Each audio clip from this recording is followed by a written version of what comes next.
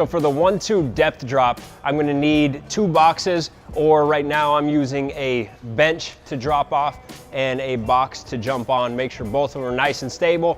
For the bench or the box that you're dropping off, you're gonna be pushing forward a little bit. So it's gotta be either a very stable bench, or you need to put weights on it behind it so that you're not slipping out when you push forward. So I wanna use a box or a bench that is below my knee height, all right? I don't want it to be all the way up to my thigh. I want it to be at or below knee height to start.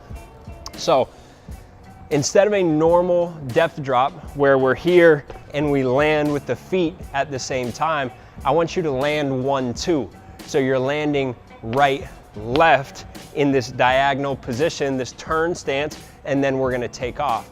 And I want you to use the energy from that drop to turn it into vertical power. So think about our normal 1-2 turn stance, takeoff, dunk. It's that same motion, except now we have more of a counter movement because we're dropping from the box.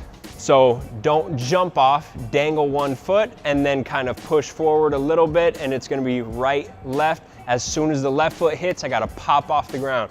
So it's right, left, get up as high as we can, all right? So basically, we're taking a traditional depth jump and we're turning it into a more sport-specific depth jump with that 1-2 pop off the ground. So this drill is a great way to start to build that eccentric power, and more importantly, that ability to transition from that counter movement and get up into that concentric action, which allows us to explode off the ground. So you got to play around with the distance of the box. I generally go about 6 feet apart. You got to kind of feel it out. Some people with longer legs might need a little bit more. I don't want you to set up so far that you have to really push off that first box. I want you to really barely push off or barely push forward off that off the first box. We're mostly just using that box so that we can get that vertical drop and build up more eccentric load, and then transition that out of the ground, turn it into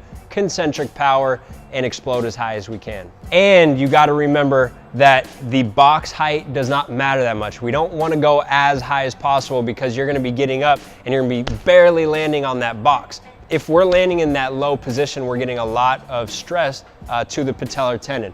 So I want you landing in a normal quarter squat position. So as high as that box can go with you landing in a normal quarter squat position, great. But as soon as you start getting on that box and landing down here, we know that that box height is too high. You can't actually jump that high. You're just lifting your legs up to get on.